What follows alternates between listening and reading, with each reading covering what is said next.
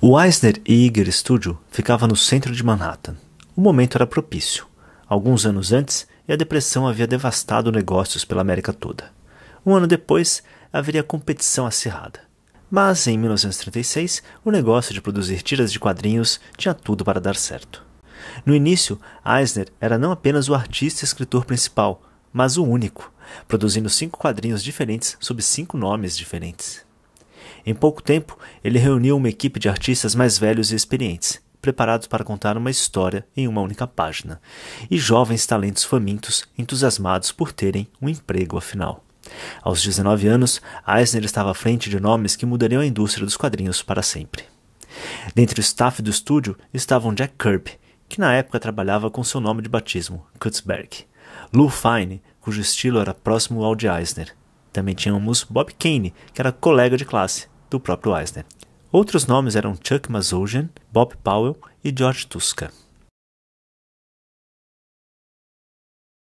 Iger era o responsável por atrair clientes, e um dos mais importantes que chegaram lá foi Victor Fox, que trabalhou na National Periodicals, ou ADC Comics. Ele encomendou com o estúdio um novo personagem, que devia ter superpoderes, vestir uma fantasia vermelha, ter uma insígnia no peito, dentre outros detalhes que o faziam ser nada mais nada menos que uma cópia um tanto descarada do Superman. O personagem seria batizado de Wonder Man. Eisner sabia que esse trabalho poderia ser contestado pelas leis de direitos autorais, e ele estava certo. Logo, os advogados da National entraram com uma ação para barrar as histórias do personagem. Victor Fox, então, tentou convencer Eisner a mentir na audiência que determinaria o destino do gibi. Ele disse a Eisner que, se este dissesse a verdade, o estúdio jamais veria os $3.000 que Fox havia se comprometido a dar para eles. O jovem artista se negou a mentir na audiência. Fox não pagou o valor devido e Eisner aprendeu uma importante lição, que a integridade pessoal está acima de qualquer coisa, até mesmo da sobrevivência do estúdio.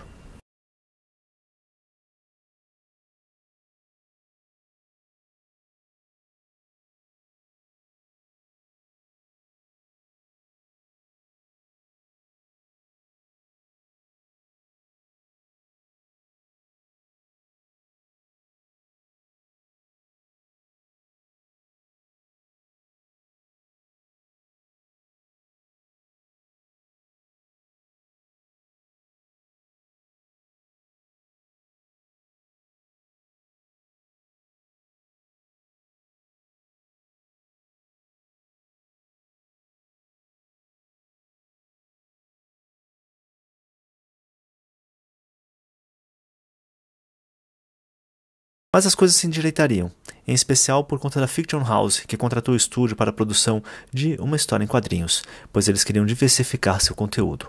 Eles eram especialistas em Pulp Fiction e viam nos quadrinhos uma forma de fazer isso. Assim nasceria Sheena, a Rainha das Selvas, que estreou na WOGS 46 em janeiro de 1938, e que fez tanto sucesso que terminou por estrear um título próprio alguns anos depois. Seria a primeira personagem feminina dos quadrinhos a conseguir tal façanha. O apelo da personagem era evidente. Além do escapismo de aventuras exóticas na selva africana, Sheena aparecia com um maiô de leopardo, exibindo suas curvas e pele para adolescentes e jovens soldados, o grande público leitor de quadrinhos do período. Liz Daniels, em Comics, A History of Comic Books in America, desvenda o segredo do sucesso da personagem.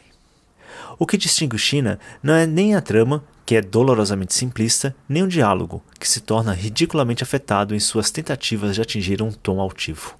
O apelo foi principalmente visual, corporificado na figura atraente da própria Rainha da Selva. No mundo relativamente inocente da arte pin-up dos anos 40, ela tinha sex appeal. Sheena era desenhada em poses provocantes, que melhor exibiam seus seios cuidadosamente escondidos pela pele de leopardo estrategicamente colocada. Pernas longas e bem torneadas rompiam as bordas dos quadrinhos em um estilo barroco e arqueavam a página. Seu longo cabelo loiro era selvagem e solto. E apesar de não ter as intenções sexualmente implícitas da Mulher Maravilha de Marston, Sheena era o sonho adolescente encarnado da época. Outra série criada para a Fiction House foi Hawks of the Seas, que narrava as aventuras de um aventureiro chamado Hawk em um ambiente do século XVIII, cheio de piratas, princesas e traficantes de escravos. Por sinal, Eisner pode ser creditado por ter criado um dos primeiros personagens a refletir sobre o impacto da escravidão. Hawk, o herói da série, tinha como inimigo Claw, que negociava com caçadores de escravos para capturar e subjugar homens no continente africano e trazê-los para a América. E tudo sob os auspícios das autoridades. Hawk enfrenta Klaw e por isso termina sendo forçado a se tornar um fora da lei. Em 1939, Eisner havia construído uma reputação sólida e tinha uma empresa de sucesso em mãos. Ele então é abordado por um de seus clientes, o Register and Tribune Syndicate, que queria aproveitar a popularidade crescente dos quadrinhos. E nada como ter no seu time um promissor artista e empresário de sucesso. Eles ofereceram a Eisner a chance de produzir e desenhar seus próprios personagens com potencial para atingir 1,5 milhão de leitores na distribuição conjunta de 4 jornais. Mas, para isso, ele teria que sair da parceria com Iger e se dedicar integralmente ao novo desafio. Iger achava que Eisner estava fazendo uma estupidez. A década de 40 se aproximava. A perspectiva da guerra na Europa preocupava. Mas Eisner foi atrás de seu sonho. E novamente mudaria o mundo com um novo e espirituoso personagem. Uma anedota que merece ser contada. Nos estúdios de Eisner e Iger, como dito, trabalharam nomes importantes dos quadrinhos. E Eisner parecia ter um olhar único para identificar novos talentos. Mas eis que um dia ele recebe pelo correio algumas ideias de 2 jovens chamados Joe Shuster e Jerry Siegel para uma nova tirinha de quadrinhos. Eisner disse que o estilo dos garotos não era profissional e que eles não estavam prontos para vir até Nova York.